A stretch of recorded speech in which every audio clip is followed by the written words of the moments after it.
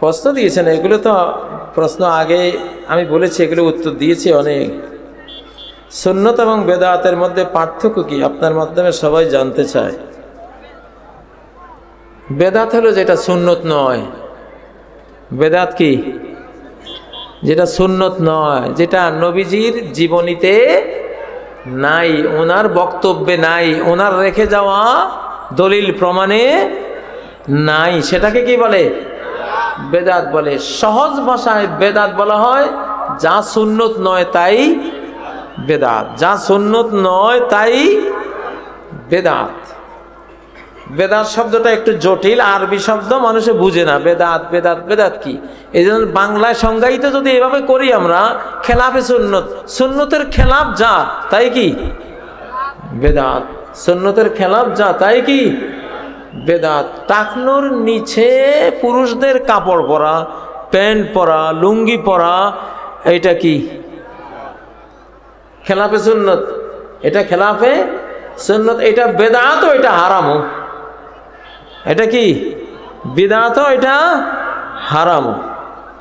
নবী সাল্লাল্লাহু আলাইহি সাল্লামের পেট মোবারক ছিলেন সিনার সাথে সমান, সাওয়াউল বাতনি ওয়াস সাদরে। শামাইলে তিরমিজিতে নবীজির যে হুলিয়া দেহ মোবারকের বর্ণনা আছে, সেখানে আছে সাওয়াউল বাতনি ওয়াস সাদরে, পেট আর বুক এক সমান। এটা হলো মুসলিম পেটের মডেল। এখন যে পেট এত বড় হয়ে যাওয়া, এটা কি? মায়েদেরটা ভিন্ন, সন্তান দুনিয়াতে আসতে চাইলে সেটা হবে, কিন্তু সন্তানের কোনো পারপাস নাই। এবং তুমি নারীও না, তুমি একজন পুরুষ, তোমার এই অবস্থা কেন হবে? এইটা কঠিন এক বেদাত, বুঝলেন না? এটা হলো খেলাফে সুন্নত পেট। আমি কিন্তু আলহামদুলিল্লাহ আমি খুব সতর্ক থাকি অন্তত এই পেটটার বিষয়ে। যদিও 1.5 বছর বসেছিলাম, তারপরেও কিন্তু বাড়তে দেই নাই, আলহামদুলিল্লাহ বাড়ে নাই। আশা করি আর বাড়তে পারবেও না, এখন আর বাড়ার বয়স নাই, পারবে না ইনশাল্লাহ। বাড়লেও শাসন করে এটাকে সাইজ করবো ইনশাল্লাহ। শুধু তাহাজ্জুদ পড়তে হবে, সময় লম্বা সময় করে। তাহাজ্জুদে দাঁড়াই থাকলে 1.5 ঘন্টা, 2 ঘন্টা, 2.5 ঘন্টা, 3 ঘন্টা দাঁড়ালে ফ্যাট ফুট কিছুই থাকবে, সব চলে যাবে। একবারে সহজ প্রেসক্রিপশন, মাতরাদাতুল লিদ্দাই মিনাল জাসাদ, দেহ থেকে রোগ ব্যাধিকে বিতাড়িত করার সালাত হলো তাহাজ্জুদের সালাত। মস্ত বড় চিকিৎসা, আল্লাহু আকবার। ডায়াবেটিসও থাকবে না ইনশাআল্লাহ, হাই প্রেশারও থাকবে না, পেট তো যাবেই, পেটও থাকবে না, আরো যত আধুনিক রোগ ব্যাধি আছে এগুলি থাকবে না। আলহামদুলিল্লাহ। ইসলাম সুস্থতার নাম, ইসলাম রোগের নাম না। ইসলাম কিসের নাম? সুস্থতার নাম, ইসলাম রোগের নাম না।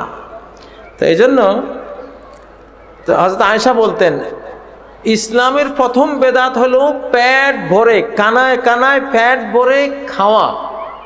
এই স্টাইলের খাওয়া কোনো সাহাবীরা খান নাই, নবীজিও খান নাই।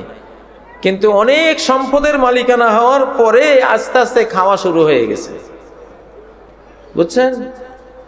ইসলামের প্রথম বেদাত, মা আয়েশা বলছেন, পেট ভরে কানায় কানায় পেট ভরে খাওয়াটা হলো প্রথম বেদাত।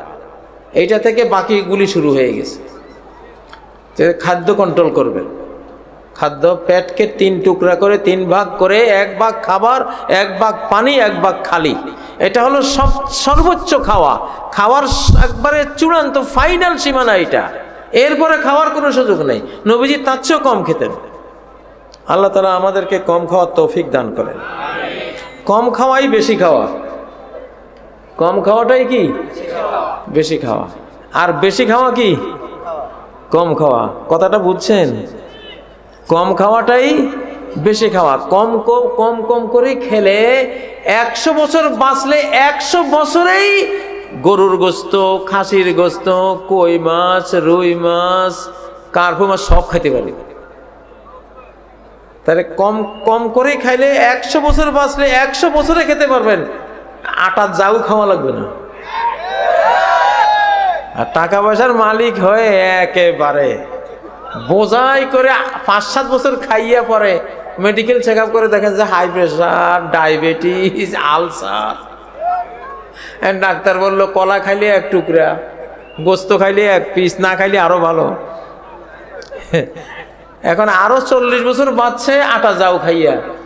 তাইলে খেলাফে সুন্নত খাওয়া, বেদাতি খাওয়া এটা কি বেশি খাওয়া না কম খাওয়া? বেশি খাওয়াটাই কম খাওয়া। খাইতে পারবা বড় জোর 5 বছর, 7 বছর, 10 বছর, এরপরে 40 বছর না খাইয়ে থাকা লাগবে। এর চেয়ে অল্প খাও, 100 বছর হায়াত ফলে 100 বছরে খাও, ঠিক না? ওইটা পরিমাণে বেশি না? অনেক বেশি। ওইটাই হলো নবীজির সুন্নাহ। সুন্নতের অনুসরণ করলে সেই নিয়ামতটা আল্লাহ দেবেন ইনশাআল্লাহ।